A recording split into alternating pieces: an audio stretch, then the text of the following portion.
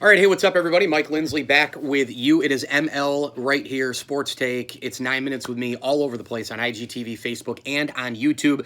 We are brought to you by our great friends at Empower Federal Credit Union, Bryant and Stratton College, Hides of Liverpool, and wait for it today, brand new sponsor to the platform. Cannot wait to talk about Sit Means Sit. If you are in and around Central New York and you've got a dog, I'm telling you, they are the #1 training facility in all of Central New York. David and his team do an unbelievable job. You can visit them online at syracuse.sitmeansit.com and listen to this. They take all breeds of dog. It doesn't matter what your pup is: golden retriever, golden doodle, lab mix, you could have a pit bull as well. They take all the breeds. And I love what they do because it's 80% rescue dogs that they train as well. The ultimate goal, of course, being at home with your dog, being able to walk them, have them in the lawn or whatever without a leash, and of course, train them to the best of their ability so that your home life is better as well. And that relationship is really, really great with the dog as well. We all love dogs. They love dogs. You love dogs. I love dogs.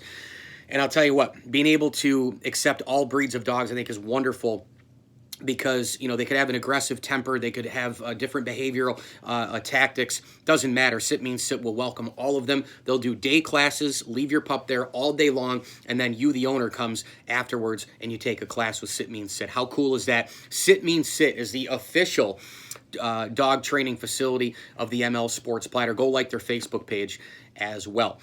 Here we go. Championship Sunday this weekend in the NFL. It is, I think, the best day of the NFL playoffs with the right to go to the Super Bowl. I actually like Championship Sunday better than Super Bowl Sunday because I think it's just a really fun back-to-back thing. More storylines, more players, and the like. So let's dive right into it. The first game is always the AFC game on CBS. It'll be Nance and Romo from Arrowhead calling the Titans and the Kansas City Chiefs. Now, this game is intriguing from a couple of standpoints. Number one, storylines galore here. Number one is obviously Andy Reid. Andy Reid cannot screw this up as the head coach of the Kansas City Chiefs. Can you believe this guy? Well over 200 wins. He's been in the AFC title game. This is his 7th time now to be in the in a title game, I should say. When you talk about his days with the Eagles and with the Kansas City Chiefs, last year they completely choked against New England.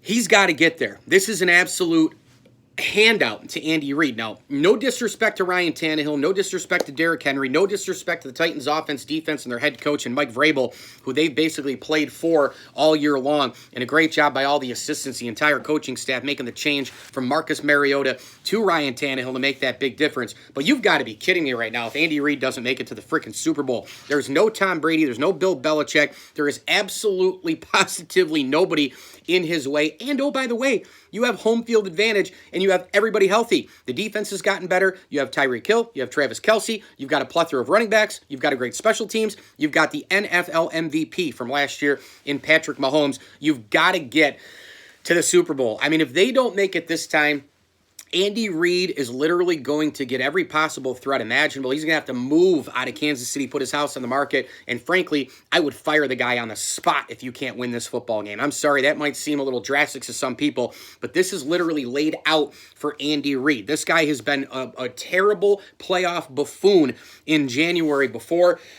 He got to get it done against the Tennessee Titans, and I think they do, but I think it's a little shaky for Kansas City for a big part of this game, because of storyline number 2.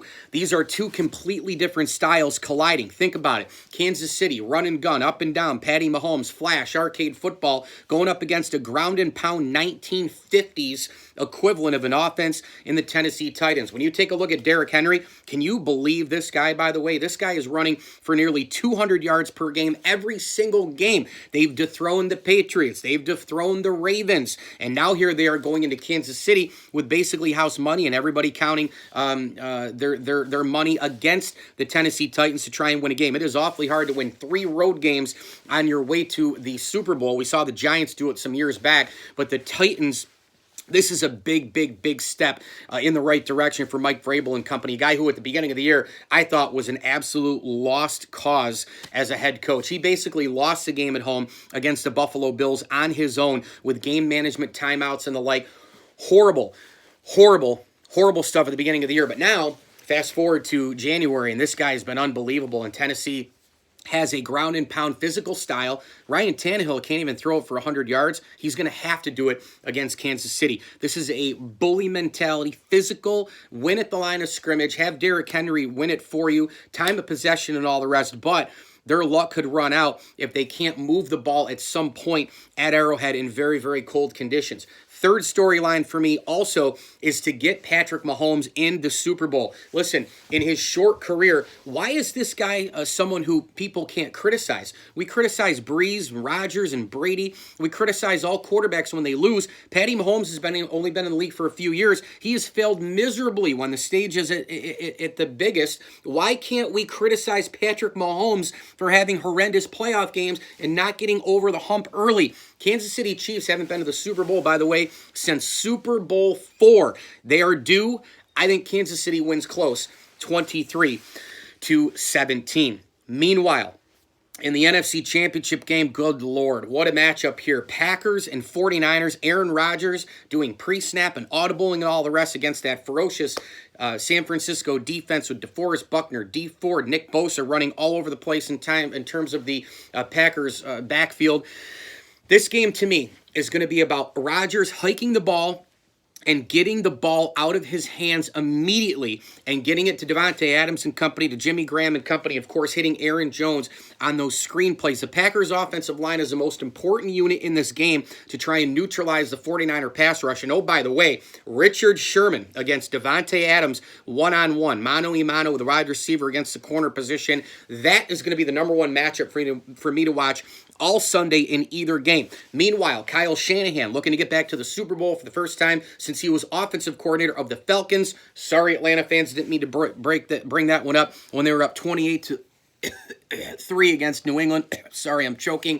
And then, of course, on the other side, how about Matt LaFleur, the young wizard, of course, for the Green Bay Packers? He's come in there. They have a stylistic change. Aaron Rodgers doesn't have to throw the ball 30 times. Aaron Rodgers couldn't care less. He's throwing stats in the trash for victories. And the Packers have been criticized all year because a lot of people are saying, wow, this isn't really a pizzazz team. Aaron Rodgers isn't going out and winning. This is ridiculous. They're not really that good.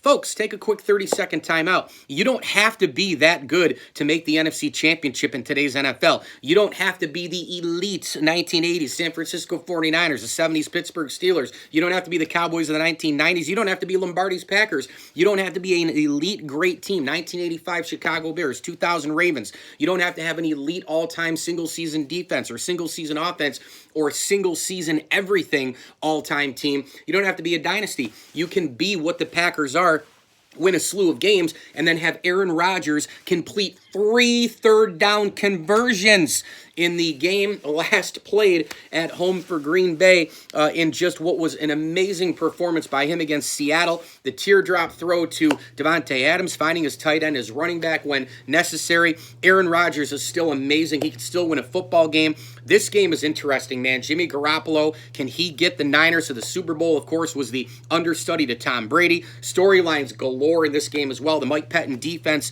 going up against Jimmy Garoppolo and physicality of George Kittle at the tight end position. Expect a lot of man and zone reverse. Expect a lot of tight coverage. Expect a lot of blitzes from the corners. And then they're going to mix up Preston Smith and Zadarius Smith trying to get to the quarterback in Jimmy Garoppolo. Of course, that triple, that three-headed monster in the backfield running the football for the 49ers in terms of Breida and Coleman and Mostert. I'm taking Green Bay on the road, baby. I can't wait. I'm going to go Green Bay close.